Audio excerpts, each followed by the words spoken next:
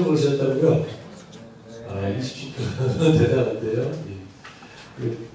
저도 여러분 옛날에 저 걷지 않고 버스 타고 한 바퀴 동에서 서에서 동으로 쭉 간 적이 있었는데 그때 생각이 나고 또 한반도 평화포럼이라는 데 제가 있으면서 이 구역구역에 갈 때 같이 그 회원들이랑 다녔던 생각이 납니다.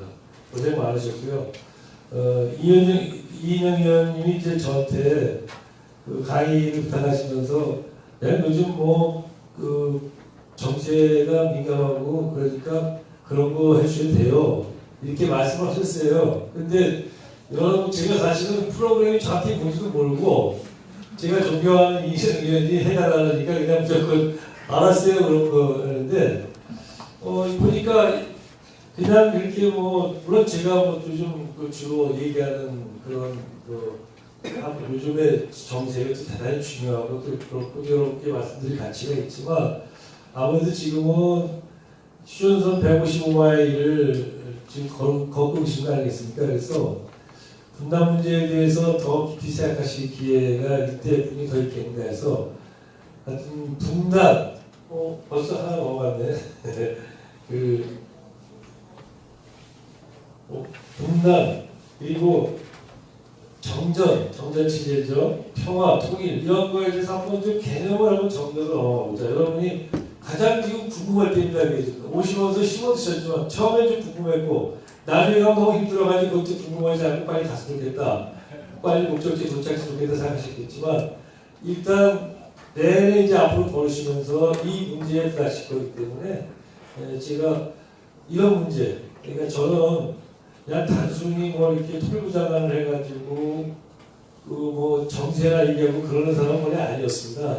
원래 학자 출신이라서요. 분단 문제나 통일 문제나 이런 것들 열심히 공부했거든요. 그래서 제가 공부한 걸 갖다가 조금 여러분하고 맛배기로 같이 공유를 하겠습니다. 여러분이 지금 여기 이 대열에 함께하고 계신 아마 가장 중요한 이유는 한반도의 평화고 평화의 저 마지막 끝에는 통일이 있다고 생각해서 하실 겁니다. 거기에 대한 열망 아니겠어요? 네. 그래서 일단 저는 이런 걸 좀 한번 좀 묻고 싶어요. 통일. 네. 통일이 뭔지, 또 분단은 뭔지, 정전체제는 뭔지, 평화협정은 뭔지. 이건 잘못됐네. 평화협정과 평화체제는 뭔지. 제가 너무 비슷한 말을 똑같은 걸 두 개 썼다는 생각하지 마시고 평화체제를 바꿔주시면 됩니다. 자, 그래서 먼저 통일은 무엇인가라는 질문을 갖다 제가 한번 던지겠습니다. 여러분한테. 자, 아무한테 무작위로 저 던질까요? 여러분 손 들고 누가 대답을 하시겠습니까? 통일은 뭡니까? 아니 그냥 있는 대로 한번 얘기해보세요. 통일이 뭐예요? 하나로 합쳐지는 거. 하나로 합쳐지는 거. 예, 통일이죠. 예. 자, 그럼 분단은 뭡니까? 나눠지는 거죠. 예, 답입니다. 예, 답인데 여기에 무슨 답이 있겠어요? 우리가 생각하는 통일이지. 근데 제가 조금 더 지금 얘기한 그것들이 답입니다. 정확한 근데 그것은 답이지만 어쩌면 그보다 더 넓게 통일, 더 복잡하게 통일을 볼 수 있고 또 분단도 보다도 여러 가지를 생각할 수 있을 텐데 우리가 하나를 갖다가 그냥 그러나 무슨 정말 나눠진다는 것은 일단 지리적으로 나눠진다는 의미잖아요. 그렇지만 그 나눠진다는 속에는 사람들이 나눠진 것도 있으니까 나눠진다는 말은 굉장히 좋은 말인데 우리는 분단하면 그냥 지리적으로 나눠지는 것만 생각한다든가 또는 통일하면 하나로 되는 거 이렇게 생각하는데 그걸 조금 더 우리가 내려고 했다는데 그냥 넘어갔습니다. 보겠습니다. 그럼 먼저 분단부터 제가 한번 보겠습니다. 여러분 분단은 나눠지는 겁니다. 그렇죠? 분단은 나눠지는 건데 왜 분단부터 먼저 보냐면 분단을 봐야 아까 얘기했던 통일을 하나가 되는 것이라고 말했던 통일이 정말 그건지를 알 수가 있어요. 분단을 모르면 통일이 안 되잖아요. 왜? 1945년 8월 15일 날 우리는 해방이 돼가지고 광복을 맞이했습니다. 그렇지만 그날 우리는 뭐가 됐습니까? 분단이 됐잖아요. 그러니까 2차 세계대전이 끝난 것이 1945년 8월 15일 일제의 해방, 일제 항복인데 2차 세계대전은 여러분들이 알고 계신 것처럼 나치 독일, 파시즘, 이태리, 그리고 군국주 일본 그걸 다 합쳐서 우리가 파시즘이라고 표현하고 나치즘이라고 표현하는데 이 세력들이 선진 자본주의과인 미국과 영국에 대항해서 싸운 겁니다. 그들이 싸운 이유는 뭐냐면은 자기들이 후발 자본주의과들인데 그들이 후발 자본주의과로서 이제 경제를 성장시키려다 보니까 자기 국가 내에서는 자원이나 이런 것들을 더 이상 활용할 수가 없어. 가용할 수가 없어. 그러다 보니까 어떻게 했어? 외국으로 나가가지고 식민지 개척으로 나갔는데 그들이 나가서 아프리카, 아시아로 나가보니까 거기에는 떡하니 이미 먼저 딴 사람들이 와 있는 거예요. 그게 누구예요? 영국이나 프랑스가 먼저 식민지 개척 와 있더라 이거지. 선진자 먼저 앞선 선발 자본주의과들이니까. 그러니까 이게 뭐야 이거 내놔. 나도 너희만 이렇게 식민지 경쟁하냐. 나도 이 땅땅 모이겠어. 라고 하면서 경쟁이 붙어가지고 결국 싸움이 난 겁니다. 그래서 후발 자본주의 국가들이 결국 선진 자본주의 국가들을 복해서 제국주의 쟁탈전을 벌인 것이 2차 세계대전인데 근데 이들이 그러한 쟁탈전을 벌이면서 결국은 그 영국과 프랑스를 공격했고 그래서 그 같은 영국과 프랑스와 같은 계열에 있던 미국이 이제 참전하게 되는데 이 추축국 다시 말하면 나치나 파시즘 군국주의가 이 사람들이 선진 자본주의과만 공격하면은 명분이 없잖아요. 그러다 보니까 이데올로기를 하나 가져야 됐어. 그 이데올로기가 뭐냐? 반공이란 말이죠. 그래서 한쪽에서는 공산주의 방면을 주장하고 한쪽에서는 선진 자본주의과를 처단하는 겁니다. 그러다 보니까 반공은 그 당시에 1930년대, 40년대 반공의 반공하면 그 당시 공산주의의 중심이 누굽니까? 그 당시 소비에트 공화국이 있었잖아요. 소련이었단 말이죠. 그러다 보니까 이들의 반공 이념의 표적은 누구였냐면 소련이었죠. 그러다 보니까 독일이 여러분 결국은 프랑스 남쪽으로는 그들이 프랑스를 공격하고 그 다음에 영국을 공격했지만 그들이 저 동부전선 다시 말하면 북쪽과 동부 쪽에 있는 소련을 갖다 공격했잖아요. 독일이 양쪽 한쪽은 선진 자본주의과 한쪽은 공산주의 공격했어요.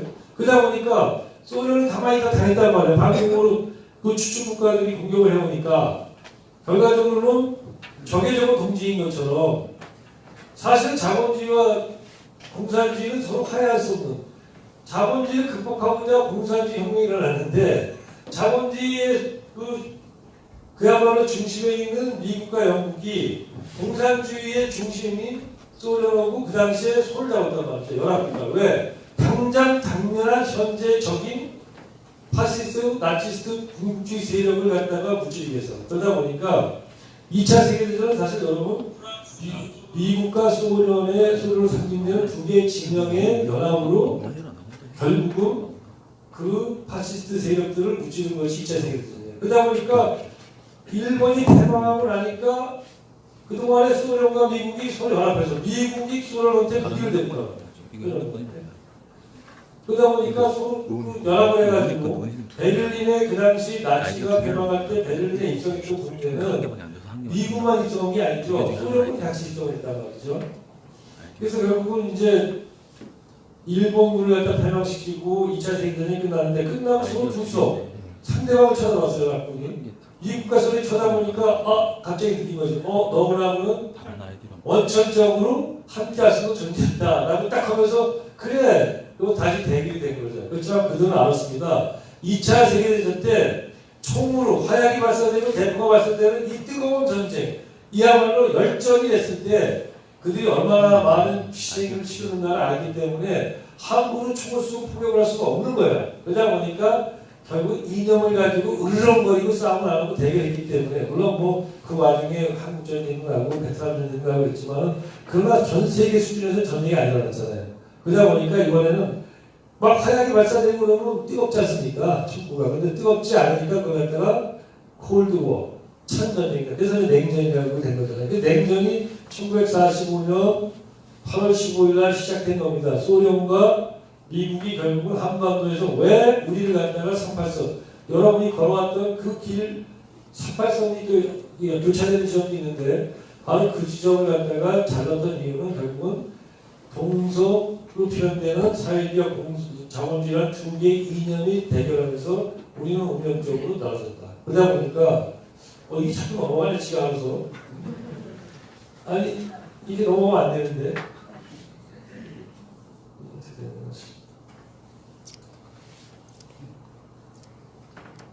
자, 여러분 넘어가면 안 되니까 이걸 보세요. 이걸 꼭 보셔야 됩니다.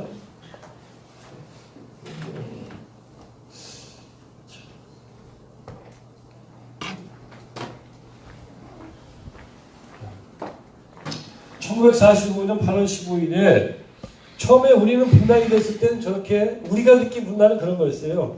45년 8월 14일 날 45년 8월 14일 날 아주 극적으로 얘기하면은 아랫마을에 있는 큰 집에 제사지내로 내려갔다가 갑자기 이틀쯤 지난 8월 16일 날 집에 돌아오려고 몇십 리길을 걸어서 왔더니 저렇게 삽발산이라고 붙어서 누가 지키고 있으면서 당신 못 올라가. 이게 이렇게 막혀진 게 우리는 왜요? 왜 저기 내 집이 저기 있는데? 라고 했던 지리적인 우리는 느낌. 즉, 왜 살아났어? 그래서 그야말로 지리적, 이런 분단만을 의미했지만 그 순간 이미 사실은 아까 말씀드린 것처럼 이게 제가 안 건드린데 이렇게 되네. 예. 여기 누구 나와가지고 화면은 원상이 목숨시키고 있어요. 여기 써가지고. 자, 그래서 고맙습니다.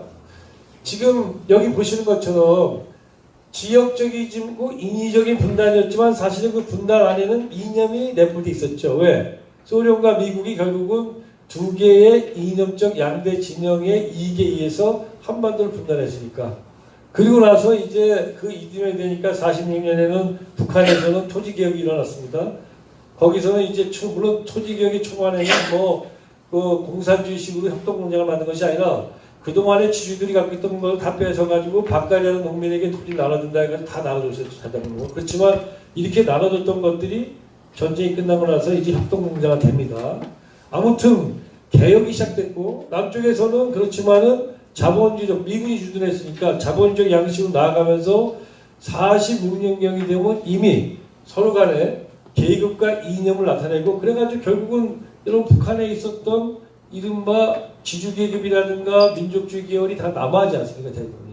또 남쪽에 있었던 수많은 이른바 좌파 사상을 가지고 막시즘 사상을 가졌던 사람들이 북으로 또 올라가는 이러한 일들이 45년과 46년 사이에 일어납니다. 그러다 보니까 그때 우리는 이런 시기를 가르쳐가지고 계급적 이념적으로 분단이 확대됐다. 그러다가 1945년 8월 15일 날 대한민국 정부가 수립이 되죠. 그리고 나서 한 달 후에 1948년 9월 9일 날 북한에서 조선민주주의공화국 정부가 수립됩니다. 지금 김정은 위원장이 올해 우리는 정부 공화국 건국 무슨 저 사람들은 완전히 정체성 자체를 갖다가 자기들 45년 48년 9월 달에 그 북한 정권 수립을 보니까 그 수립 70주년이라고 얘기하는 거잖아요. 그래가지고 그 70주년에 대해서 아닌데 48년이니까 70주년이니까 그 70주년에 대해서 지금 성대하게 올해 기념하겠다. 그래서 김정은 위원장이 올해 초에 신년사를 발표할 때 올해 한반도에서는 두 개의 큰 행사가 있다고 얘기했어요. 그러면서 남쪽에 있는 행사가 뭐라 그랬습니까? 남쪽에 있는 행사는 평창올림픽. 그리고 북쪽에 자기들은 정부 공화국 이른바 공화국 수립 70주년. 그러면서 이 두 행사를 평화롭고 성대하게 치르기 위해서 올해 정세가 안정돼야 된다면서 평창올림픽에 우리 대표단을 북한 대표단을 보내겠다 이렇게 얘기한 거거든요. 어쨌든 간에 중요한 것은 두 개의 정권이 하나는 자본주의 시장 경제를 지향하고 또 하나는 사실상 사회주의를 지향하는 두 개의 정권이 분단이 됐습니다. 나눠졌죠. 이것도 분단이죠. 그러고 나서 한국전쟁이 일어났어요. 한국전쟁이 일어나가지고 이 전쟁에서는 결국은 누구도 승리하지 못한 상태에서 이 전쟁이 마무리되면서 엄청난 형제간의 동족상잔, 그리고 이 동족상잔이 우리한테 준 것은 원한과 징후.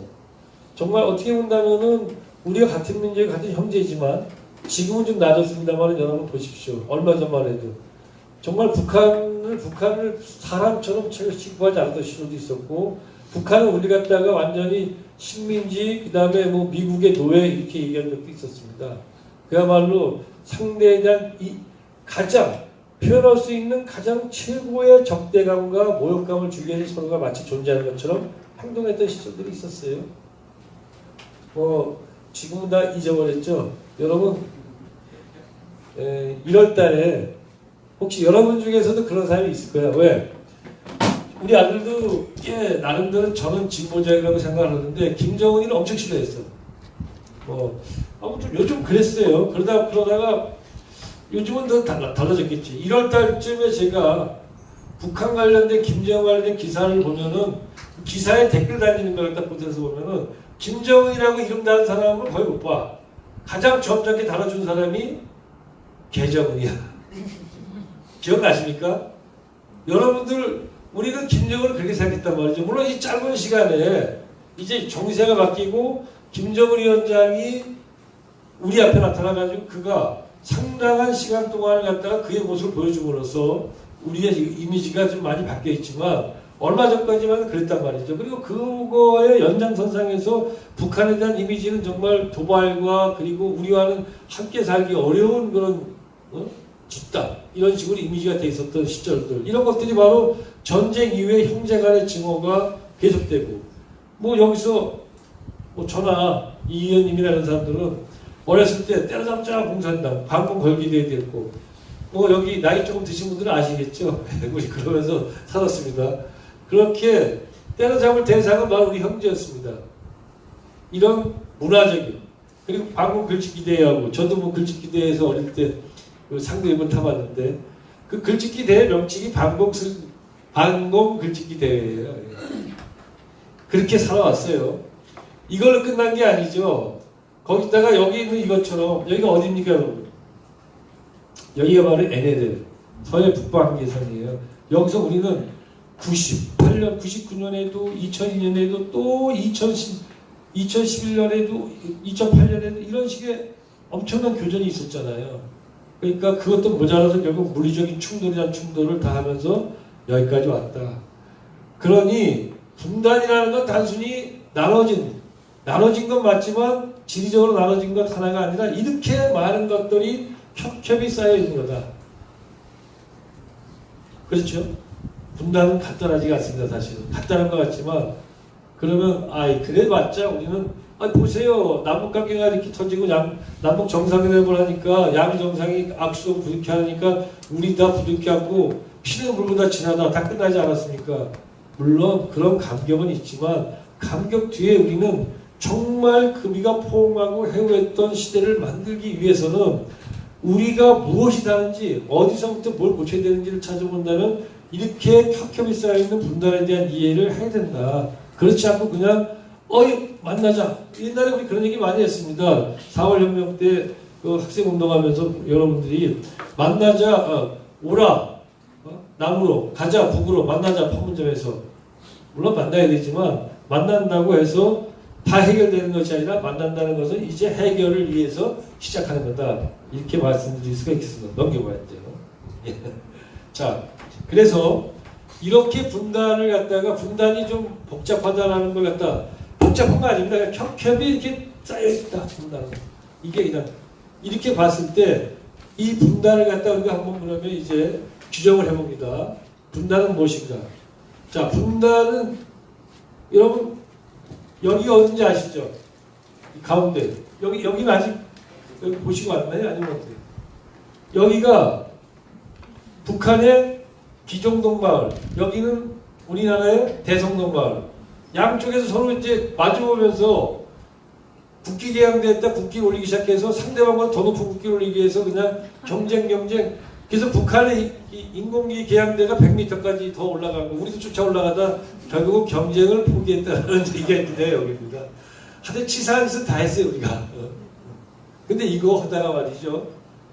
우리 이제 그만하자 이러면 이게 좀 분위기가 좋고 상황이 좋아야지 그냥 그만두면 저건 친북 지금 요즘 시대 용어로 하면 종북 좌파다 이렇게 되기 때문에 그만두지도 못합니다.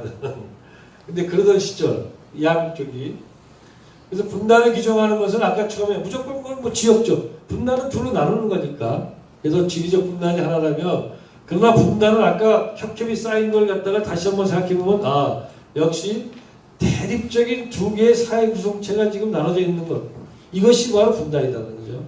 분단 첫째 지역적 분단 두 번째 분단은 우리의 삶의 양식 이거 자체가 두 개로 나눠져 있다는 거죠.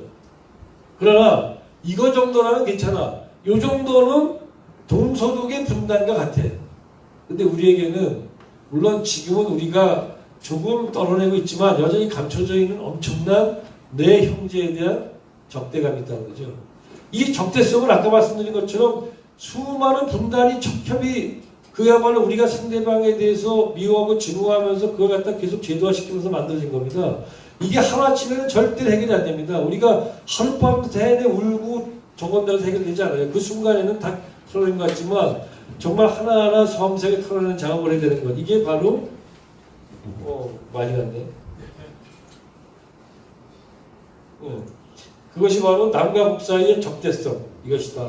자, 그래서 자 여러분 이제 분단은 아주 간단하진 않죠. 보니까 분단이 가지고 있는 요소로서 지리적인 거, 그 다음에 삶의 양식과 사회 구성체의 대립, 그 다음에 적대성 세 가지를 이제 얘기를 했는데 이렇게 봤을 때 우리가 분단을 갖다 개념화시킨다면 분단은 단순히 남북한의 양분 상태 이것도 분단이지만 이 양분이 낳은 여러 분열적 양상을 다 포괄한다. 이제 그렇게 말씀을 드릴 수가 있습니다. 그래서 분단은 남과 북 사이의 다양한 분단이 중첩적으로 누적된 하나의 구조다. 이게 좀 복잡하게 얘기해 보겠습니다. 여러분 뭐 이거 외우실 필요 없습니다. 그렇지만 저처럼 이쪽을 공부할 것 같으면 한번 나중에 외우는 게 아니라 음미해야 되고 여러분 한번 쭉 보세요. 그냥 느낌으로. 그래서 분단은 단순히 지역적인 분리의 경계 표시를 넘어서 역사적으로 우리의 삶의 조건을 결정하는 중요한 요소를 작용했다. 이해가 되지 않습니까? 이거는? 예. 자, 여기 봅시다. 그래서 보기. 요거를 전제로 볼 때 통일을 다시 보자 이겁니다. 자, 분단의 해소가 통일이기 때문에 이렇게 보면 통일이 무엇인가가 다시 보이죠 이제. 그래서 이렇게 볼 때 통일은 지리적으로 분단된 국가가 하나가 되는 것이 통일이다. 그렇지만 우리가 얼마만큼 이질화되어 있고 적대성을 갖고 있는가를 봤을 때는 역시 적대적으로 이질화된 남북의 문화를 다시 하나로 회복하고 회복으로 끝나지는 않잖아요. 통일은. 여기서부터 새롭게 함께 창조해 나가는 것. 이게 또 통일의 한 성격을 보여주고 있다. 경제적으로 본다면 두 개가 서로 상이한 체제를 갖고 있으면 물론 우리가 싸우지 않고 상이한 체제를 가져도 그것도 통일의 한 부분이라고 볼 수 있겠지만 뭐 연방제나 뭐 연합이건 뭐건 간에 그렇지만 궁극적으로 상이한 체제가 경제적으로 하나의 생활 양식으로 묶어지는 게 통일입니다. 마지막은. 그렇죠? 그리고 남북의 주민이 그래서 결국 궁극적으로 우리는 같은 국민이라고 느끼는 것 이것이 통일. 그래서 통일은 모든 방면에서 남북의 주민이 하나의 삶의 양식과 정신 문명을 공유하는 것이다. 그런데 이게 통일입니다. 지금. 그렇지만 이런 통일이 언제겠어요? 그래서 이런 통일을 지향해서 지금 당장 남과 북이 대결하고 있는 이 상태 자체를 해소하기 위해서 전쟁하지 않으면서 악수하기 시작하는 단계에서 시작해서 화해하고 협력하고 그래서 통일을 지향하는 이 모든 일련의 과정이 뭐다? 통일 과정이고 이것이 통일이다.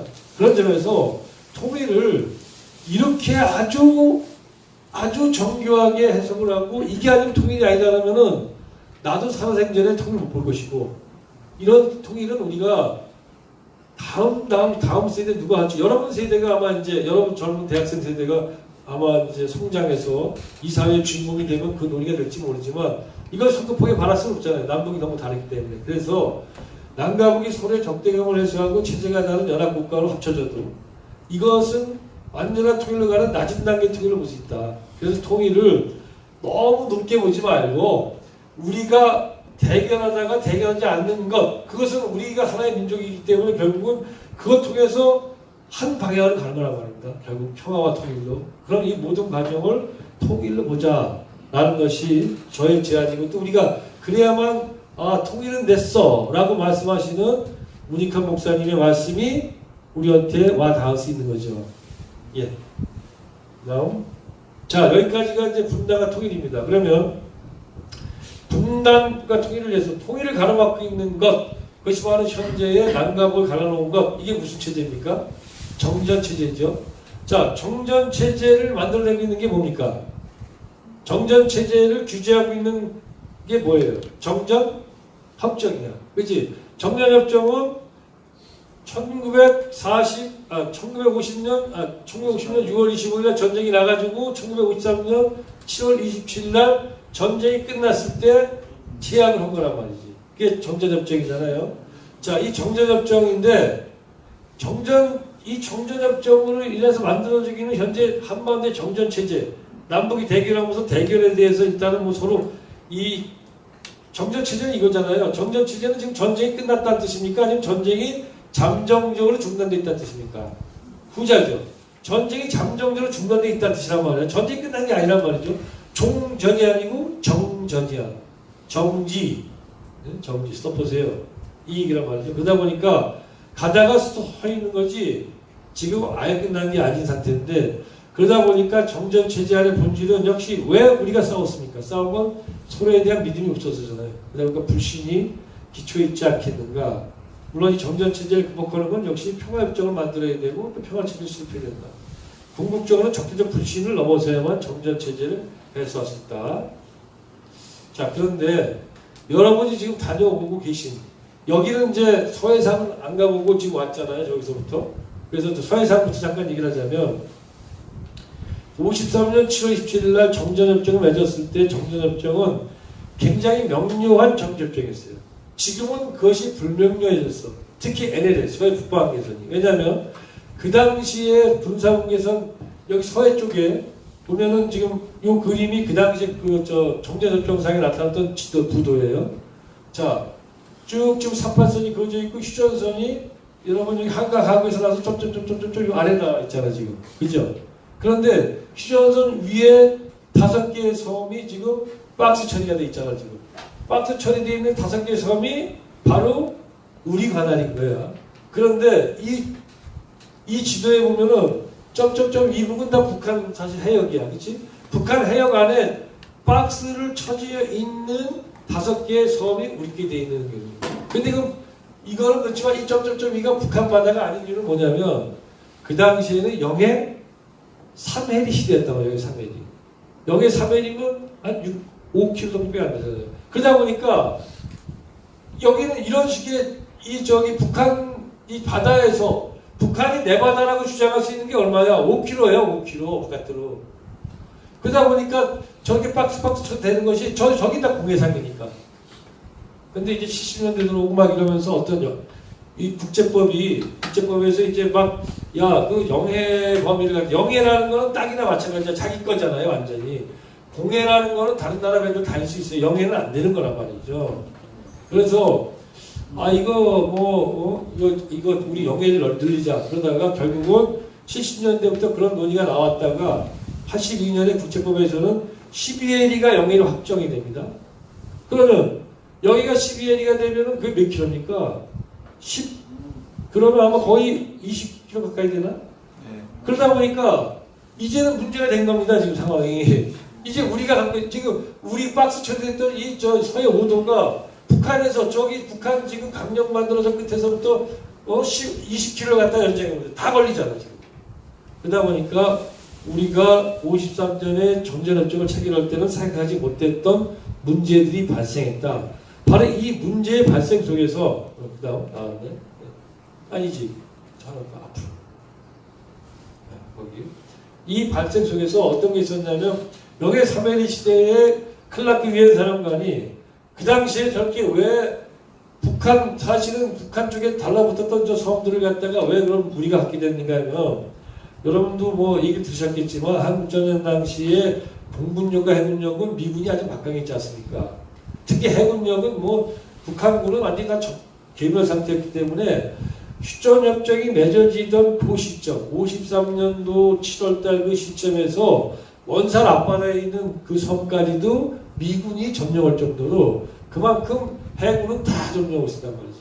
그러다 보니까 여기를 이 서해 5도를 갖다가 만약에 북한한테 넘겨주면 이 서해 쪽의 방어가 취약해진다 이런 논리가 되면서 저 섬들만은 우리가 가져야 된다. 그래서 저 섬을 갖다 포기하지 않고 결국은 이제 우리 쪽에서 갖게 됐습니다. 근데 저는 53년 8월 달에 그래서 서해 북방계선 NLL 여기 나온 것처럼 이 정확히 보고 있어야 돼. 뭐, 딴 데 보면 안 돼. 여기 봐, 여기. 요거 잘 보고 있으면 내가 살릴 테니까.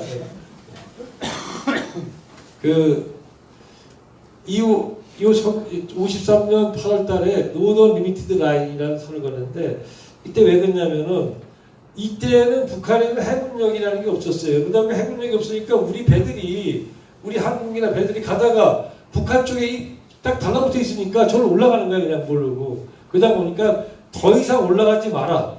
북쪽으로 한계선. 그래서 노던 리미티드 라인이잖아. 뭐 북방 한계선. 이걸 딱 우리 이제 클라크 유엔무 사령관이 그거 가지고 있고, 그때는 북한도 뭐 이게 뭔지 모르고 지나가다가 73년쯤 돼가지고 이제 뭔 소리야? 12일이 영해들하고 해서 그랬던 모양이에요. 이거 잘못됐다. 그러면서 문제 제기하면서 나는 너희들이 그어놨던 NLL을 갖다가 군사 분계선으로서 인정할 수 없다. 이런 논리가 나오게 된 겁니다.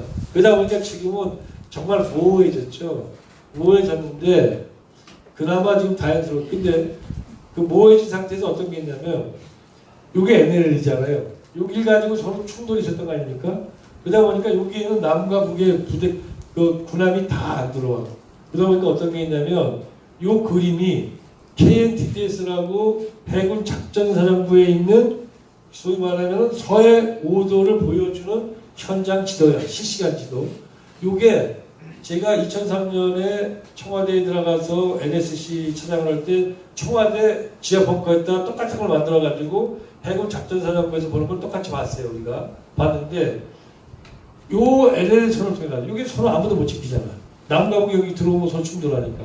이걸 통해서 이게 빨간 게 뭐냐면 꽃게철이 되면 중국의 어선들이 들어오는 거예요. 그러니까 남북은 서로 가지 못하고 얘네들은 여기서 바로 여기만 뚜루룩 붙어가지고 있는 거예요. 조업을. 그래서 우리가 이걸 안 되겠다. 이거 이쪽 이 꽃게를 갖다가 결국 우리 어민들이 못하고 중국의 어선들이 와서 저렇게 정말 다 싹쓸이 하면서 저런 식의 북부 행위를 하니까 그래서 남북이 합의를 본 거죠. 이러면 안 되겠다. 그래서 여기를 갖다가 서해 이 지역을 갖다가 평화수역화 만들고 공동어록을 만들어야겠다. 이게 뭐냐 우리가. 이렇게 된 거고 이번에도 그것이 14선언에서 2007년에 됐는데 이번에 판문점 선언에서도 결국 북방 한계선에서의 평화수역화라는 거를 이거 합의 봤어요. 근데 너무 의미가 있는 건 뭐냐면 북방 한계선 노던 리미티드 라인이라는 말 자체를 북한은 인정합니까? 안 합니까?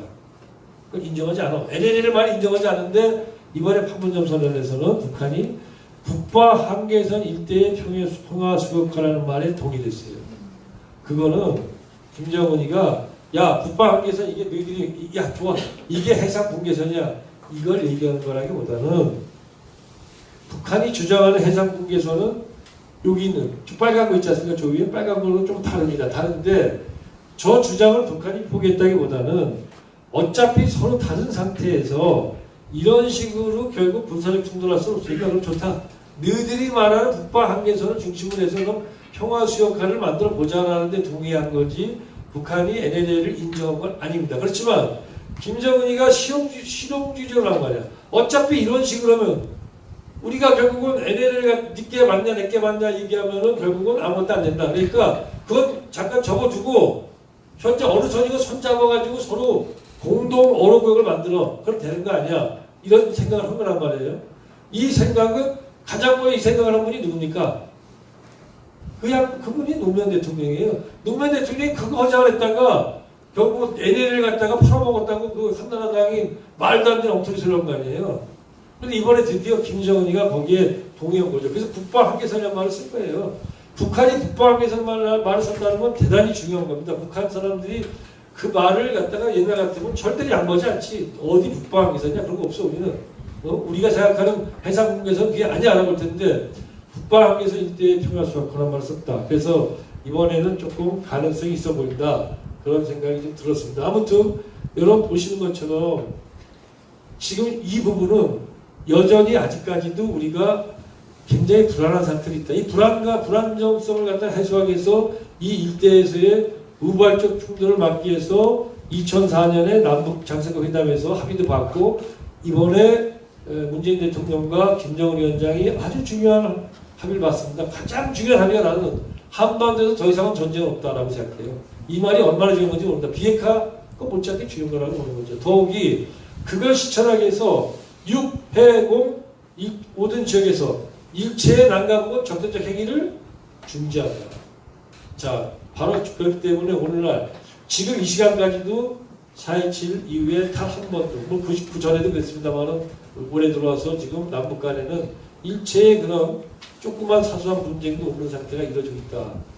그런 것들이 어떻게 본다면 지난 4.27의 의의인데 그 4.27에는 바로 이 북방 한계선에 대해서도 평화수용화에 하려고 있다라는 것을 이해하시면 되겠습니다. 예. 그 다음에 여기는 걸어오셨죠? 여기 봐주시겠, 여기 좀 걸어오시잖아요. 여기 이쪽 아닌가? 예. 여기 봐주시니까 요즘 눈이 아직 여기 어디야? 근데 제가 여러분이 보셨을 이 지역에 대해서 뭐 다 아시는 얘기일 것 같지 모르겠어요. 근데 우리가 53년 7월 달에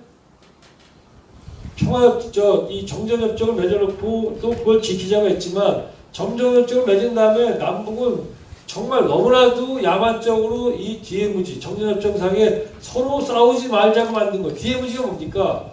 비무장지대잖아. 비무장지대. 여기서는 무장하지 말자. 왜? 충돌하지 않기 위해서. 이렇게 만들어놓은 비무장지대를 갖다가 끊임없이 유린시키고 그걸 갖다 파괴시킨 게 바로 남이며 북이다. 그래서 여러분 저 비무장지대 안에는 비무장지대는 본래 군사분계선을 갖다가 가운데 딱 그렸을 때 북쪽으로 2km, 남쪽으로 2km, 4km야, 그죠? 4km 가는 거야. 그리고 이 4km 비무장지대 안에는 어떠한 군인도 거기에 그냥 들어갈 수 없고 들어갔을 때 중화기를 무기를 갖다 휴대할 수 없고 이런 나름대로의 원칙들이 있는 거예요. 그런데 그 다음에 군사정전위원회의 허가를 받아야만 들어갈 수 있어. 근데 바로 이 DMZ 안에 지금 남과 북이 몇백 개, 남만 북한 합치면 몇백 개의 이른바 가드포스트, GP, 경계 초소를 갖다가 만들어가지고, 감시 초소 만들어가지고, 거기 들어가서 좀 총 들고 서 있죠. 하잖아. 그래서 이 GP를 가지고, 남과 북이, 그래도 우리는 양심이 걸려가지고, 여러분 이제 전방 수색대 갔다 왔다 하면 수색대라는 어마무시한데, 수색대가 차고 있는 이 완장은 뭡니까? 갔다 오신 분들, 완장 쳐보신 분들 있죠? 뭐라고 되어 있습니까? 완장은? 민정경찰 아닙니까? 그러니까, 그 무시무시한 그 집에 들어가면서 나는 경찰이 왜 여기에는 지금 그냥 굳이는 못 들어가거든. 그러니까 민정경찰 이러면서 들어간다는 거예요. 그러니까. 그럼, 참, 어떻게 보면은 우리가 스스로 우리의 안전을 파괴시키는 일을 난감하게 해온 건데요. 비무장지대가 이게 저양심을 난 걸 제가 봤는데 지금 사실은 53년 정전전 당시에는 992평방킬로미터예요. 이 면적이 4km씩 150마일 쭉 가니까. 근데 2013년경에 570평방킬로미터 줄었대요. 왜? 남북이 서로 파고 들어온 거예요. 그래서 DMZ를 평화하고 정상화하는 게 참 중요하겠다.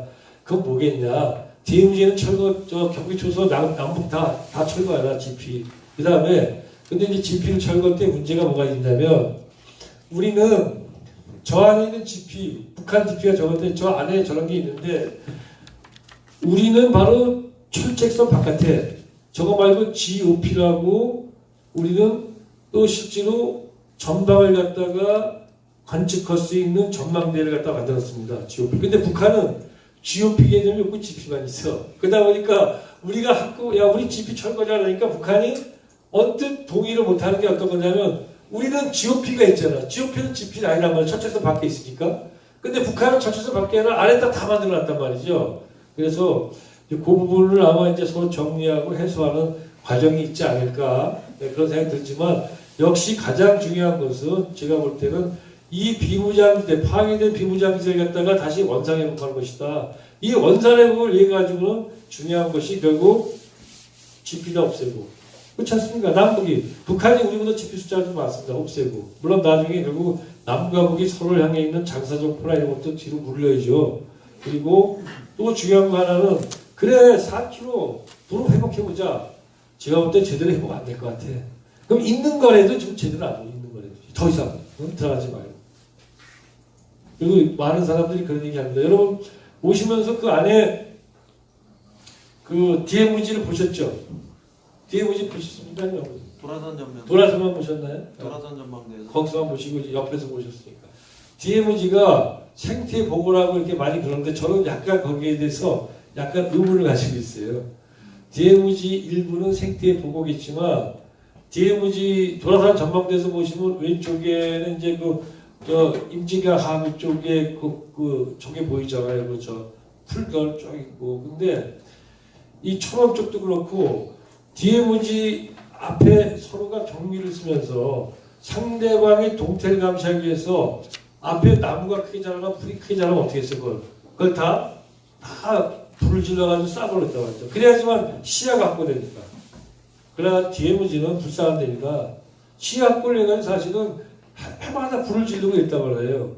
그래서 시야 확보 그러다 보니까 사실은 DMZ 전체가 마치 천연의 보고처럼 얘기하는 거는 그런 것도 있을 거예요. 강원도 쪽에 가면 이제 뭐 계곡이나 이런 데 그렇지만 사실은 상당히 많은 곳은 DMZ가 바로 그런 식으로 계속 어떻게 보면 확량화되는 그런 이제 점도 있었습니다. 어쨌든 간에 비무장지대에서는 어떠한 적대행위도 감행하지 못하도록 정전협정에 돼 있지만 남과북은 그 상관없이 비무장지대에 들어가가지고 상대방 정말 말도 안 되는 거지만 이른바 상대방의 하여튼 상대방의 목숨을 걷어오는 것을 아주 전공으로 생각했던 시절도 우리가 있었다. 이런 이게 바로 DMZ 역사고 지금 우리가 이 DMZ에서 서로 간에 확성기 가지고 서로 다투는 거 이런 것들도 안 하고 있지만 얼마 전까지만 여러분 아시는 것처럼 아주 치열하지 않았습니까? 그래서 그런 얘기도 했죠. 북한이 이제 막 핵실험을 하고 그러니까 북한이 제일 두려워하는 것이 DMZ에서 우리가 대북방송 확성기 트는 거다. 한때 그래가지고 이른바 보수적인 언론이나 데서 확성기 틀어라 해가지고 결국은 이제 확성기 다시 틀었어요. 그래가지고 막 틀었는데 그러면 이 확성기를 듣고 말이야 이제 북한의 군인들이 엄청나게 동요하고 이럴 것이다. 북한이 가장 싫어한다. 북한이 싫어하는 거는 확성기를 싫어하는 게 확성기도 싫어하겠지만 더 싫어하는 건 확성기를 떼기를 해놓고 다시 다른 걸 싫어하는 거예요. 그런데 북한이 그거 너무너무 두려워한다. 라고 해가지고 그 당시에 이제 신문에 많이 나왔는데 그때 북한이 뭘 두려워해요. 북한이 다시 자기들도 확성기를 달았어. 북한이 확성기를 다니까 우리 때 확성기 성능이 엄청 좋은 줄 알았는데 북한도 나는 처음 알았어. 얼마 전에 모 아울렛 하는 그 회장님이 자기가 옛날에 회계사 출신인데 북에서 넘어온 북에 김일성 종합대학 나와서 모스크바 대학에서 유학한 물리학한 소리 물리학을 한 사람, 마이크 물리학을 한 사람을 만나가지고 투자를 갖다 몇십억 했다, 100억 했다가 까먹은 얘기를 하면서 얘기하는데 북한이 마이크 하나는 북한의 수준이 세계적인 수준이라는 거예요. 세계에서 세 번째가 네 번째라는 거예요. 그럼 북한한테 내가 우리가 확성기 된다고 생각한 건데 북한에서도 확성기 틀었잖아. 그러니까 얘기가 뭐냐면 그 가운데 우리 병사들이나 거기 사는 대성령 주민들이 웅웅웅 하는 소리가 안 들리는 거야. 양쪽이 틀어가지고. 그러니까 그게 무슨 선전이라고 그걸 가지고 그랬어요. 근데 그거마저도 대북 확성기 무슨 그야말로 애국심에 불타가지고 설치한다고 설치한 그 확성기를 갖다가 또 납품 과정에서 우리 군인들이 결국은 또 돈을 받고 또 수리를 해서 그 확성기가 또 무슨 엉망이라는 거 아니에요. 그러니까 여러분 가장 격정적이고 정말 어떻게 보면 나라가 이러면 안 되는데 라고 느꼈던 그 2017년 그 천안함 사태 그 다음에 연평도 포격사건 이런 엄청난 격렬한 그야말로 반공 캠페인이 벌어지고 그 반공 캠페인에 기초한 그야말로 전시성 행세식 농성식 그러한 애국심이 강조되던 시절에 애국심에 일하면서 다뤘던 그들이 다뤘던 저 확성기가 사실은 저렇게 부정과 부패를 업무를 쥐어가지고 기능도 발휘 못했다는 거. 이게 대한민국의 기득권자들이 갖고 있는 나는 적나라한 민낯이라고 생각해요. 우리는 그러면 안 되죠. 그러니까. 우리라고 표현하는 건 민주당 정부는 그러면 안 됩니다. 그래서 민주당 정부는 철저하게 부정부패 같은 건 정말 가려내야 돼요. 예. 말로는 입으로는 애국을 얘기하고 뒤로는 다른 짓 하는 사람들. 이게 우리 사회의 기득권이고 그럼 새로운 사람들은 그러지 않아야 되는데 그러면 그것도 여전히 기득권이잖아요. 그럼 그들도 우리가 준엄하게 해줘야 된다. 예. 자, 평화체제. 이번에 이제 그럼 자, 종전까지 얘기했습니다. 평화체제는 뭐 아시는 것처럼 평화라는 건 전쟁이 없는 상태를 얘기한다. 그리고 뭐 수국적 평화, 적극적 평화 이런 얘기가 있는데 그거는 뭐 굳이 아실 필요 없고요. 한반도에서 평화체제라는 건 이런 뜻입니다. 그러니까 제가 빨리 쓰다 보니까 법적 제도화입니다. 전쟁 규칙과 법적 제도화, 실질적 평화 상태 실현. 그래서 한반도 평화체제라는 것은 전쟁을 법적으로 종결하고 전쟁 방지와 평화 유지를 위한 제도적 장치를 마련함으로써 전쟁 상태를 평화 상태로 전환하는 한편 한반도에서 각 주체 간의 상호 적대적 긴장 관계를 초래했던 요인들을 해소함으로써 항구적 평화가 실질적으로 실현된 상태. 제가 자꾸 이렇게 길게 쓴 이유는 뭐냐면 평화체제라는 것은 평화가 만들어질 수 있는 여러 가지 기제들, 작동장치들이 가동하는 것이 평화체제이지만 그거와 갖고는 안 된다는 거죠.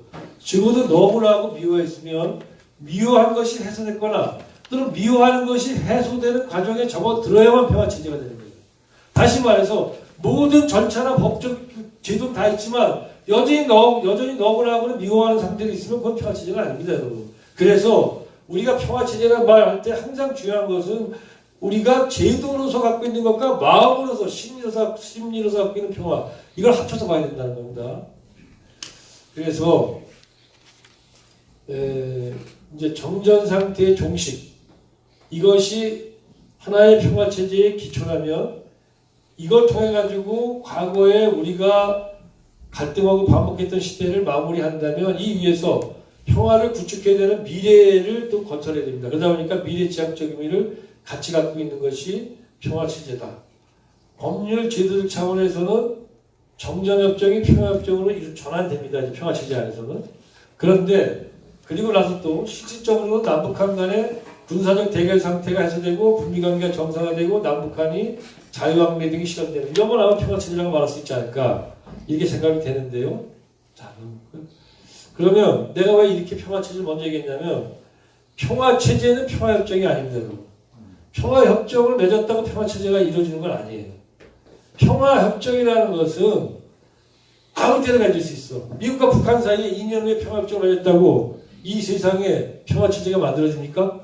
그 2년 후에 우리는 너와 내가 더 이상은 싸우지 않고 정말 이렇게 평화롭게 살 수 있어라는 의지를 얘기할 수 있지만 여전히 그 양자 간에 또는 우리 남북한 간에 있는 불신과 적대와 반목이 우리 몸속에 배어있는 것들이 깨끗하게 정리되지는 않는다는 얘기지. 그런 점에서 평화협정을 통해 가지고 우리가 그럴 수 있는 다시 말하면 한반도에서 서로 주체들이 평화롭게 살 수 있도록 하는 것들을 합의하고 제도화하는 것까지를 한다면 그 다음에 그 제도화를 통해서 평화를 만들어가겠다는 의지가 실제 우리 몸속에서 주체 간의 불신을 해소하고 그리고 서로 간에 실제로 평화롭게 사는 과정이 진행돼야만 평화체제라는 얘기죠.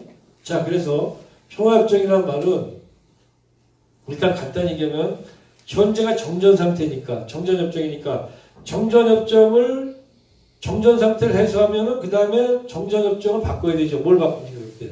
그때만 평화협정을 바꾸는 거죠. 그래서 정전협정 현재 정전상태를 평화상태로 전환하기 위해서 정전협정을 대체하는 그 어떤 협정이 평화협정이다. 평화협정의 내용은 말씀드린 것처럼 전쟁의 종식과 평화관리 장치들로 구성되어 있다.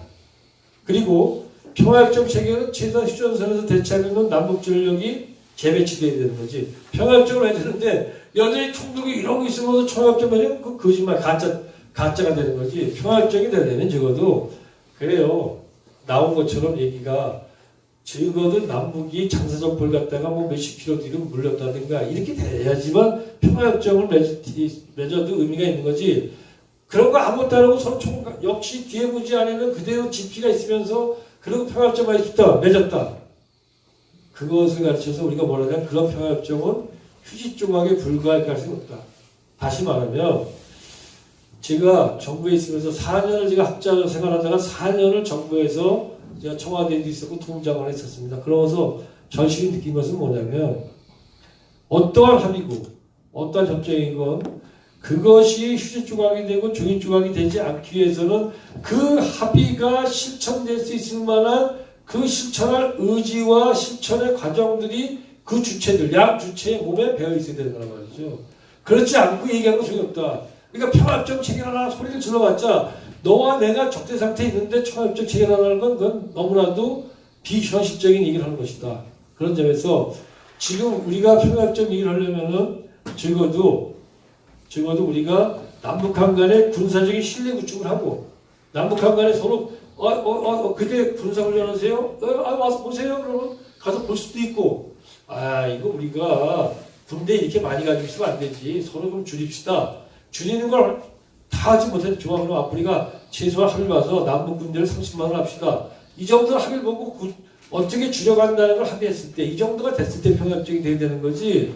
물론 제가 볼 때 그것보다 덜 돼서도 평화협정을 만들지만 그렇게 만들어진 평화협정은 사실은 아주 훌륭하고 완전하지 않다 이거지. 왜?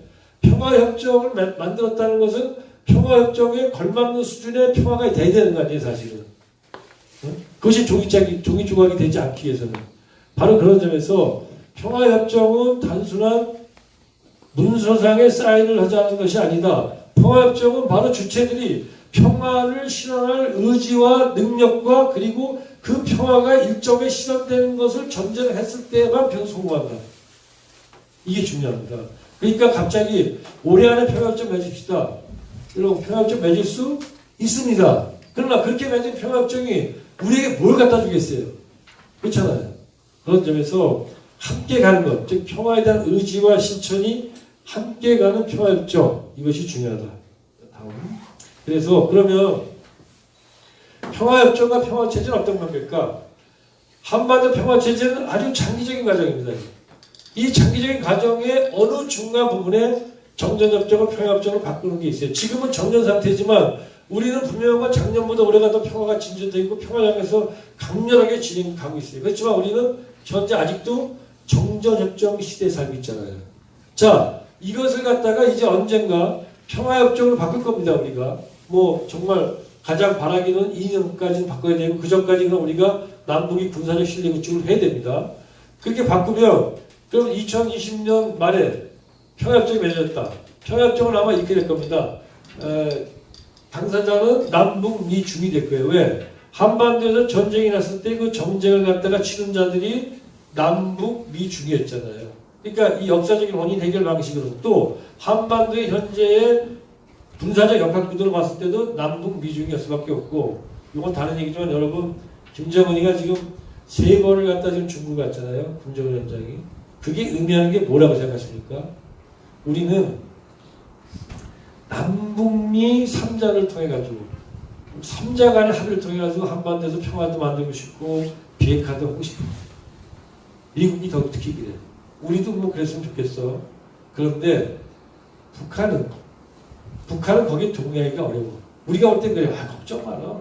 남북미 셋이 해가지고 다 할 수 있어. 미국 여기 체제 보장하고 다 할 수 있고 다 해. 중국이 굳이 필요 없어. 이렇게 말할지 모르지만 자 남북미 3자가 합의해가지고 열심히 잘해가지고 한반도에서 비핵화가 이뤘다고 칩시다. 한반도에서 평화가 왔어. 자 그러면 이제 한반도에서 비핵화가 실현된 다음의 국면 속에서 남북미 3자가 이 한반도 비핵화를 실현했을 때 과연 어떤 일이 발생할 것인가. 여전히 한반도에서 비핵화가 실현된 다음에도 한미 동맹은 여전히 굳건하게 있을 거 아니겠어요. 한미 동맹은 괜찮습니다. 자, 한미 동맹은 여전히 있는 거야. 아니 한반도 비핵화가 되고 북한이 핵무기를 포기했다고 여러분 한미 동맹이 없어지겠어요? 아니죠. 굳건하게 있습니다. 그리고 한중 간에도 친선 협력 관계가 있어요. 북한이 볼 때 북한이 미국 동맹하겠어요? 여러분 북한의 김정은 위원장은 지금 어떤 거냐면요. 미국으로부터 자기가 지금 현재 자기가 그동안에 미국의 군사적 위협을 강조해서 핵무기를 체제 안전 보장용으로 만들었고 그 덕분에 결국은 제재와 압박을 받아서 빈곤한 가난한 북한 이런 핵무기를 가진 비거나 북한이라는 국가 모델을 나 이거 안 해 이제 싫어. 난 내 아버지 할아버지 달라. 네가 만약에 나한테 체제 안전 보장만 해준다면 나는 핵무기가 없는 포기하고 그 대신에 나는 경제 부국 중국이나 러시아 베트남보다 더 고도 성장하는 경제 부국 만들 거야. 이게 지금 김정은의 꿈이에요. 김정은이 바로 그 새로운 국가 모델을 갖다가 트럼프한테 폼페이오한테 보여줬을 것이고 김영철이가 워싱턴 가서 이 트럼프한테 보여줬겠죠. 트럼프가 김정은이가 마지못해서 제재와 압박 때문에 나오고 있다고 생각했어. 그러니까 김정은이가 항상 비핵화한다 그러지만 기만할지 모른다고 생각했는데 갑자기 와가지고 폼페이오도 보고하고 김영철이 와서 우리 비핵화 다 합니다. 걱정 비핵화 다 하는데 비핵화 하지만은 우리가 원하는 모델은 왜 비핵화하는 이유가 딴 게 아니라 우리는 새로운 국가를 만들고 싶단 말이야. 이 경제적으로 고도 성장하는 국가를 만들고 싶다 번영하는. 그러니까 네가 그런데 그러려면은 아니 비핵화라는 거 하는 과정에서 나는 핵무기 그냥 바지왕 저 풍계리 지하 실험장 갖다 폐기하고 그 다음에 엔진 실험장 폐기하고 이렇게 하면은 그건 다 물리적으로 파기하는 건데 네가 나한테 보장해주는 체제 안전 보장이라는 거는 종이 쪽으로 써주거나 리서비스 하는 거 아니야. 이거 불안하다. 이건 아니지 않냐. 이러면서 나와서 얘기를 하니까 그럼 내가 넌 어떻게 믿어? 그래서 트럼프가 아마 믿고 나는 단 2,000명 사람을 알아볼 수 있다고 말했던 것이 뭐냐면 김정은이가 추구하는 국가 모델이 단단히 믿을만한 거잖아요. 왜냐하면 내 아버지 할아버지 국가가 아니야. 나는 경제로 발전하고 싶은 국가라 이거 포기할 수 있어 라고 저는 요걸 갖다가 확인해보고 싶었고 그것이 확인됐다고 봐요. 그래서 북한에서 지금 이제 이러한 이 김정은이 비핵화를 갖다 결심한 거예요. 그러니까 김정은 위원장 입장에서는 비핵화를 통해서 새로운 경제적 발전을 해내겠지만 그렇지만 중요한 것은 그러한 트럼프한테 그런 거 받았지만 자 김정은은 자기가 여기서 제가 한 가지 중요한 포인트가 있습니다. 김정은은 지난 수십 년간 할아버지 아버지가 살아왔던 군사주의라는 그 국가 군사주의를 통해서 만드는 병영국가를 포기하고 지금 경제 노선을 걸어서 지금 경제 부국을 만들겠다고 지금 새로운 국가를 이루고 있어. 지가 아무리 인민들이 그걸 좋아할 거라고 생각해도 그거 살떨리는 일 아니겠어요? 수십 년간 자기 아버지 할아버지가 만든 것과 다른 걸 하겠다는 거예요. 근데 그것도 누구한테 그동안 나를 잡아먹겠다고 얘기했던 주민들에게 그렇게 말해왔던 바로 적대 국가인 미국으로부터 그 체제 안전 보장을 받아야만 그게 가능하니 김정은은 완전히 살떨리는 겁니다. 사실 이 속에서 김정은이 지금 나오게 된 거예요. 우리는 다시 김정은의 처지에 대해서 이해할 필요가 있는데 그러다 보니까 그런 김정은이가 나오면서 미국이랑 잘 지내겠다 그러지만 어떻게 동맹이 될 수 있겠어요? 한미동맹 같은 동맹이 가능하겠습니까? 그러니까 김정은 입장에서는 한반도 비핵화 이후에 남북미 3자만을 가지고 하는 그 비핵화의 노력은 결국은 비핵화가 이루어지고 나더라도 기울어진 운동장일 수밖에 없다 이 말이에요. 왜? 너희들이 한미동맹 포기하겠어? 안 한다 이거지. 자기가 아무리 열심히 한다고 북미동맹이 되겠어? 안 돼, 그거는. 그러다 보니까 김정은이 머릿속 빠르죠. 그래, 형님이 최고야. 그래도 형님이 있어야겠다. 그러니까 여기 시진핑을 찾아가서 오셔, 형님 숟가락 얹으세요. 그래가지고 중국이 와가지고 열심히 비핵화 문제에 나는 여기에 난 끼고 말 거야 라고 마음속에는 끼고 싶은 생각이 엄청 많지만 입으로 나오기 전에 먼저 오세요. 그리고 딱 김정은이 트럼프 시진핑을 갖다가 바로 지금 한반도 비핵화 문제에 초대한 겁니다. 숟가락을 얹어두게 해준 사람이 시진핑이 아니에요. 김정은이 얹게 해준 거란 말이죠. 이거 우리가 이 국면을 정확히 이해 못하면 중국 놈들 어쩌고 중국 놈들이 아니고 김정은이가 원하는 건 어떤 거냐면 비핵화 이후에 한반도에서 한미 동맹과 마찬가지로 북중 동맹관계에 가까운 그런 연대 그리고 나서 한중 친선협력관계와 같은 북미 친선협력관계 같은 구도를 원하는 거란 말이죠. 그게 자기 살기라고 생각하는 거지.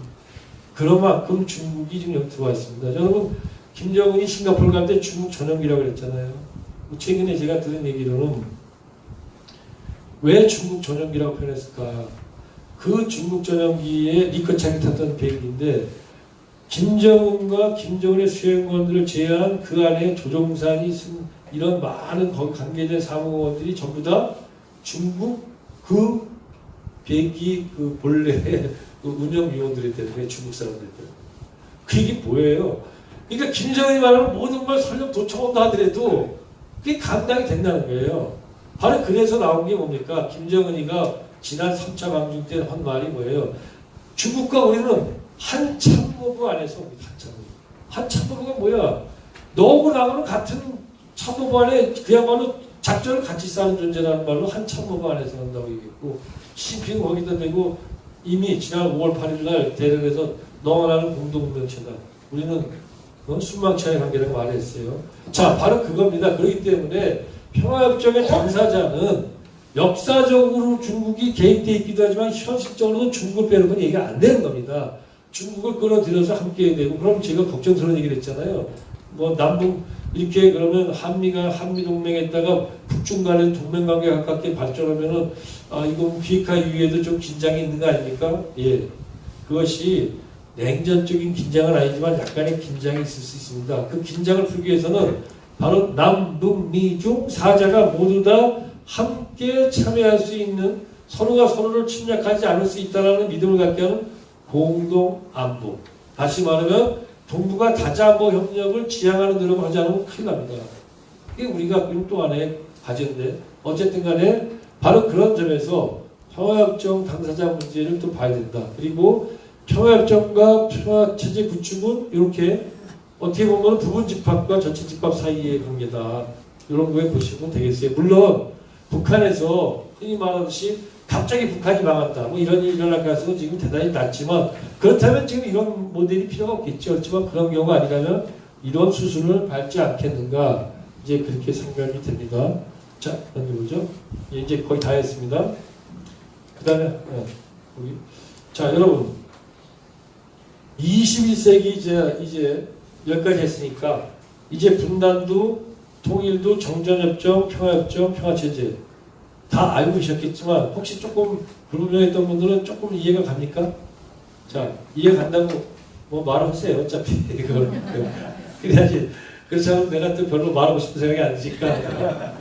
자, 그거를 다 이해했다고 치고 이제 21세기 그럼 우리 한반도에서 왜 남북협력? 저는 통일이라는 표현을 굳이 쓰고 싶지 않아요. 그냥 남북협력을 하면 결국 그런 거 아닙니까? 평화가 중요한 이유는 평화를 이루고 협력을 하면 그럼 우리는 통일로 갑니다.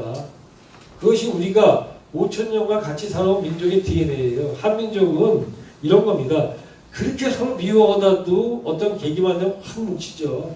그거는 확 뭉치는 게 아니고 어쩌면 그것이 DNA라는 것일지 모르겠어요. 그러다 보니까 굳이 우리가 뭉치려고 애를 쓰는 것보다는 지금은 대결하는 상태에서 대결을 갖다가 하지 않는 평화 상태를 만들어가고 평화 상태 이후에 한반도가 같은 경제적 양식 속에서 그야말로 서로 경제 공동체를 만들어가는 과정을 또 길게 한다면 그 과정에서 우리가 정치 공동체까지 갈 것인지는 내가 아니라 여기는 대학생 여러분들이 한 60대쯤 돼서 그때 결정하세요. 그럼 어때?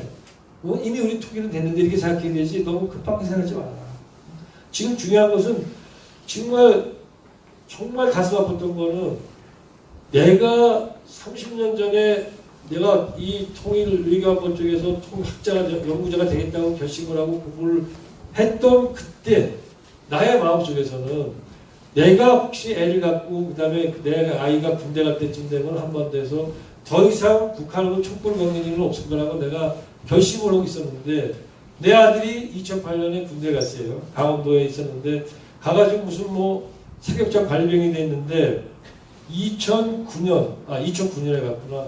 그래가지고 결국은 2009년, 2010년경에 내 아들이 군대 제대하기 몇 달 전에 드디어 우리 아들이 그 사격장 가면 영적 표적지 있지 않습니까? 표적지처럼. 그 영적 표적지에다가 김정일이 얼굴을 갖다가 놓고 쏘는. 내가 그동안에 그렇게 아직 제가 그 2003년, 4년 그때는 뭐 기억나는 여기 나이 분들은 있겠지만 제가 NSC 있을 때는 뭐 이른바 조중동의 포화를 맞았는데 왜냐하면 북한에 대해 내가 이제 뭐 어떻게 보면 뭐 이 군대에 대해서도 뭐 적대 대적감 교육시키지 마라. 북한에 대한 적기심에 대한 교육시키지 마라. 그렇게 얘기한 적은 없습니다. 다만 뭐 잘못들 앞에서 뭐 질문하길래 내가 포용정책을 얘기하니까 한 화랑 그 교육이라는 이제 그 육군사관학교에서 장군들 몇백 명 놓고 이제 대사 강연이 있었습니다.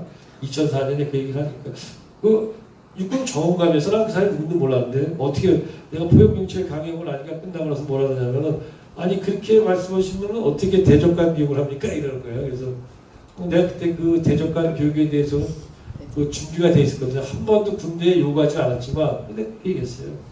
나는 내 아들이 조국의 방선에 섰을 때 내 바로 앞에 있는 상대방에 대한 적개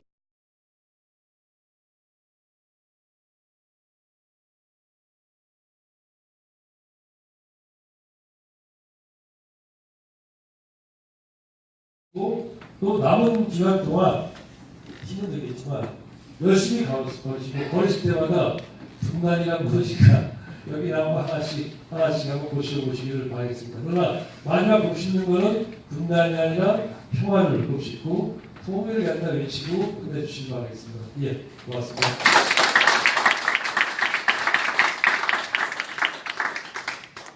너무 길게 보였죠? 질문. 사실 저는 지금 갈라졌거든요. 제가 내일 급한 일이 있어서 근데 그냥 얼굴 보니까 그게 안 되네요. 질문 없습니까? 예. 질문 없습니까? 지금 다 그냥 빨리 말씀하세요. 네, 저 연천군의 기초위원 당선된 박청식입니다. 말씀 잘 들었고요. 연천에 오셨으니까 네. 남북이 이제 평화 번영이기로 이제 적어들었는데 우리 연천군에 어떠한 변화가 올 것인지 이렇게 좀 말씀해 주시면 우리 연천 국민들에게 널리 전파해서 다음에 또 연천 군수 바꾸고 연천군 동두천 지역에 민주당 국회의원 만드는데 큰 도움이 될 것 같습니다. 연천군에 어떤 변화가 올 것인지. 연천이 경의선이 지나가죠. 경원선. 경원선이 지나가죠. 네. 죄송합니다. 추가된 구조곡으로. 네. 연천 제가 볼 때는 경원선은 복원이 돼야 될 것 같습니다. 경원선은 추가된 구조곡으로. 그리고 여기 가다가 연천 통에 가다가 저쪽 초록 기마을까지 기마을에서는 이제 옛날 일제 때 내금강으로 경전철을 다녔어요. 경전철 내금강으로.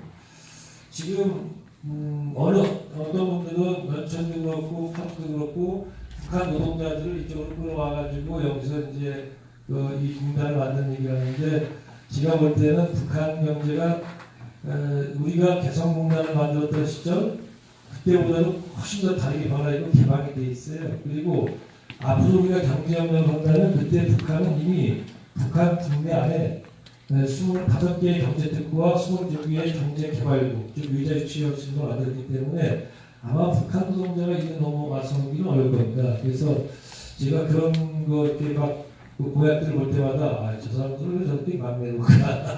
그건 안 되는데 근데 뭐 제가 일단 거기서 뭐 열심히 협의되는 것 같다고 말하지 않았지만 그래서 그거보다는 어차피 지금 여기서 서울에서 원산 쪽을 통해 가지고 한국인들이 가장 빨리 갈 수 있는 추가의 구조를 통해서 이 연천이 별이 없습니다.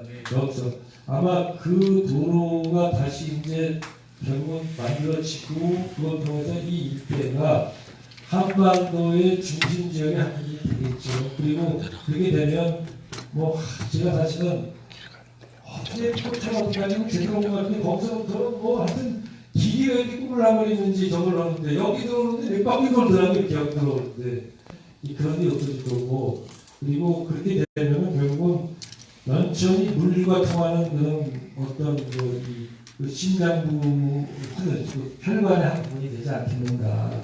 그리고 또 한편으로 이 내륙을 통해서 이제 금강산을 또 가게 되니까 그런 쪽에서 이쪽에서 어떤 특정한 사업을 어떻게 발전시킬 건가 하는 것보다는 북한 쪽과 결합을 해서 어떻게 하면 어떤 평화와 관련된 어떤 그 아이템을 가진 비즈니스를 포함한 그런 그 어떤 요즘은 꼭 산업이라는 표현도 단순히 무슨 뭐 제조 산업만 산업이 아니지 않습니까? 그렇죠? 관광이나 평화산 같은 게 있어서 그런 쪽에서 뭔가 아이템을 만들어 보시면 어떨까. 근데 분명한 것은 그야말로 저 천안 이쪽으로 내려가면 뚫리고 부러워하시잖아요. 그거 부러워하시지만 그렇게 차가워하고 좋은 건 아니에요. 예, 근데 그렇지만 아무튼 무슨 소리예요? 우리는 맨날 같이 그냥 땅값도 안 오르고 이랬는데, 예, 땅값은 오는데 그렇게 복잡하지 않고 친환경적인 연천을 만들어가면 왜 말씀드리냐면 나중에 이게 혈관이 딱 돼가지고 되면 엄청나게 여기도 사람들이 많이 가지 않겠어요? 그거는 될 거다. 예, 될 것이고 경의선과 동해선과 경원선이 있는데 사실은 동해선보다 어쩌면 경원선이 더 경제적으로는 더 중요할지 모르겠다 생각입니다. 사실. 근데 서울에서 들어가려니까 원산. 예, 네, 감사합니다. 화이팅 부탁드립니다. 네, 예. 감사합니다. 다음에 분수 다시 만나뵙기로 하겠습니다. 네, 네. 네. 같이 걷고 있는 임참이라고 합니다.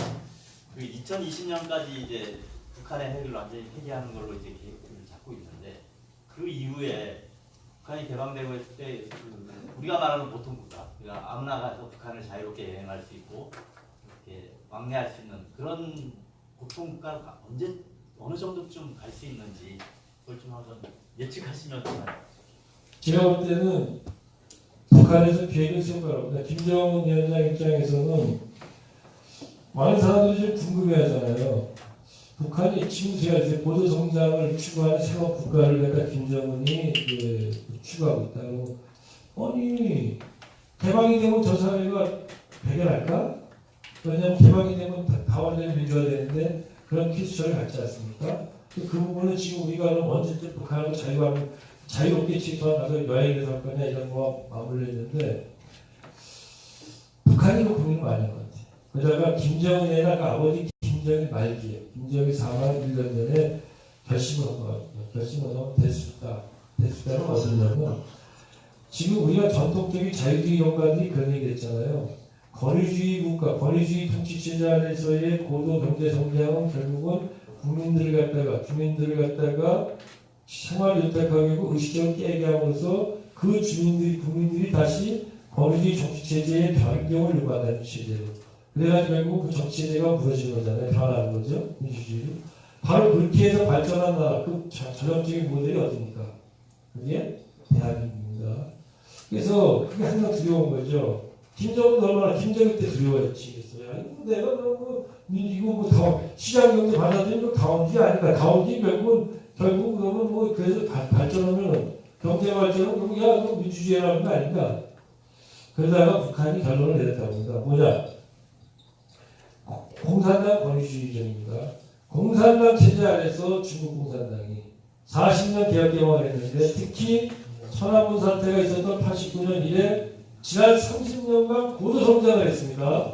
30년간 고도 성장하는 중국 공산당에 대해서 여러분들이 보실 때 여러분의 친구가 중국에 있다면 10년 전에 중국 공산당이 지금보다 더 셌다. 지금 중국 공산당은 10년 정도 약화됐다. 이렇게 얘기하는 사람 들어보셨습니까? 없습니다. 이게 뭐냐면 공산당 체제 안에서의 장기적인 고도 성장이 가능하다는 걸 보여준 거예요. 권위주의에서. 근데 그건 베트남에서 똑같이 받아봐요. 김정은이가 그러니까 될 수 있다고 보는 겁니다. 공산당들. 근데 거기에는 사실은 제3세계 국가들에서의 권위주의 통치체제에서 경제발전은 거의 다 예외 없이 정권의 올라를 몰고 하는데 공산당 체제는 그렇지 않았어요. 왜 그랬을까? 저도 여기에 대해서 아직까지 연구가 깊지 않지만 중국 공산당과 베트남 공산당의 특징이 뭐냐면 정통성이에요. 그 혁명 정통성과 거기서 들어왔기 때문에 뿌리가 없이 안 흔들리고 이게 믿음이 있는 거죠, 일정하게. 근데 북한 노동당은 우리가 볼 때는 괴뢰 같지만 사실 저 사람들은 정통성이 엄청 깊습니다. 그러니 완벽체제 비슷하죠. 완벽체제 비슷한 거는 그게 너무 권위주의고 독재다라는 걸지 모르지만 그만큼 정통성이 있는 측면이 있어요. 그래서 북한도 사실은 공산당, 노동당 체제 안에서 장기적인 고성에 강할 수 있다. 그런 이렇게 얘기해요. 그래도 베트남이나 중국은 집단지도 체제에 가깝지 북한은 스위스 독재 아니냐 이렇게 얘기할 수 있어요. 네. 그건 어떻게 보면 북한 김정은 위원장이 갖고 있는 도전 과제라고 볼 수 있어요. 그렇지만 김정은이 방문했던 국민 정상을 회담을 했던 싱가포르조차도 사실은 그 아들 이센용이가 이강우의 아들이잖아요. 그 세계적 지역이 있는 거예요. 거기 사실은 중앙아시아가 여러분 중동에 가면은 몇 대 세계독장 나라 한 나라 아닙니다. 그런 것도 정권이 안정돼 있어요. 김정은은 케이스스타디 열심히 그런 걸 벤치마킹 하겠지. 그랬다고 김정은 정권이 아주 안정적으로 거기서 고도성장을 이끌고 안정될 거다. 내가 이런 얘기하는 게 아니라 김정은이 머릿속에서 그 도전을 어떻게 해칠 것인가에 대한 그림표를 갖고 있을 것이다겠지. 그래서 된 거다. 이렇게 봐야 되죠. 그러니까 아 그렇구나. 정말 보세요. 중국 공산당 수십 년 고도성장했는데 공산당이 안 흔들잖아요. 그런 케이스가 없다면 쉽게 나올 수 있겠어요? 그게 되겠죠. 지금 북한에서 좀 중국에 가서 얼마나 많이 지금 가서 배우고 있습니까? 이런 것들에서 아마 시사받지 않았을까 이제 그런 생각이 좀 들고요. 네. 질문이 뭐였죠? 내가 하다가 옆으로 빠진 것 같은데? 여기 이제 자유여행이나 이런 식으로 예, 그래서 예. 이제 뭐 나이 많이 먹지도 않은데 이렇습니다. 네. 그래서 항상 가격도 조심해야 됩니다. 이게 어디까지 이래야 될 것 같을까 하고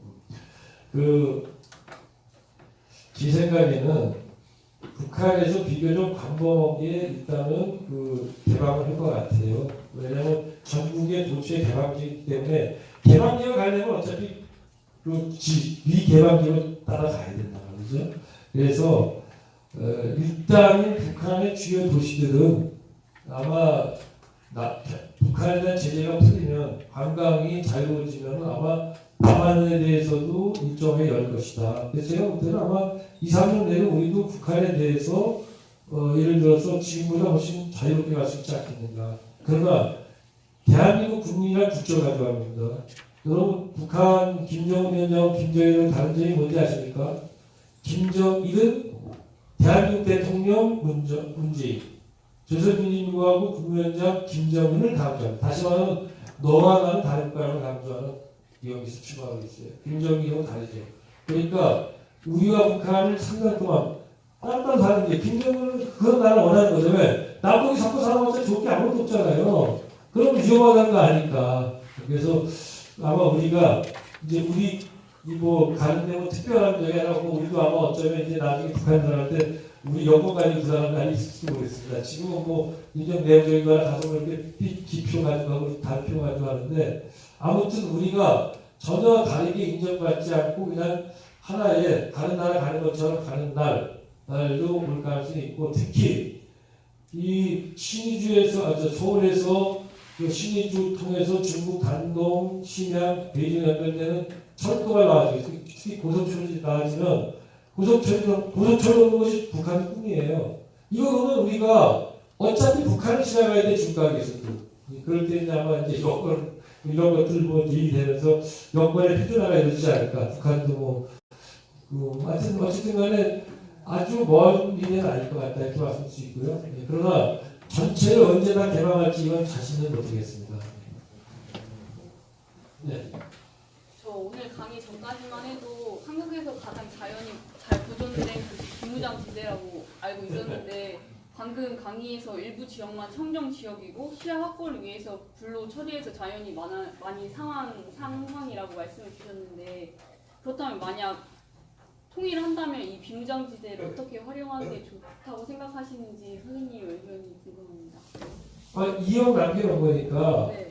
이거 역사적으로 상징이 있고 또 한편으로 우리 아픈 역사를 또 한편으로 누구의 것도 아니잖아요. 우리의 것이니까 평화롭게 잘 만들고 다 대신에 그 안에다가 몇 개의 우리 젊은이들이 할 수 있는 어떤 야영장이나 스포츠 시설이나 아니면 저는 정말 동아시아의 어떤 비무장지대가 평화 중심지에 달아져 있잖아요.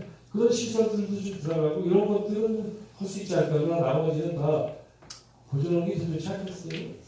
그리고 지금은 걷지 못하는 지금은 민통선 바깥에 왔다 갔다 경계선에서 걷고 있지만 바로 고기를 걷는 그러니까 바로 뒤에 무지였던 곳에 바로 옆에 그걸 갖다가 철조망을 걷어내고 걸어가는 그 코스를 만들면 이게는 그때는 완전히 그때 쭉 옆으로 걸어가십시오. 근데 그때 안 그러시겠죠. 왜? 이제 됐다 통일은 이래서 네, 그 다시 제가 여기 제가 증견인이 되겠습니다. 예, 하세요. 정말 중요합니다. 예. 예, 먼저 우리 연천을 방문해 주셔서 감사드리고 제가 이번에 더불어민주당 연천 군수부가 나와서 좀 말씀했는데요. 아, 요번에 그래도 꽤 받으셨죠? 네, 많이 받습니다. 아니, 제가 볼 때 막 지켜지기 바랐는데, 다음에 파이팅 부탁드립니다. 근데 지금 이제 강의 중에 정전협정으로 65년 동안 지켜왔는데 이제 평화협정으로 가는 과정에서 이제 우리 장관님께서 말씀하시기는 평화협정을 가더라도 실질적인 이런 군비 축소나 이런 게 따라줘야 되는데 과연 그것입니까? 이렇게 그 말씀하셨습니다.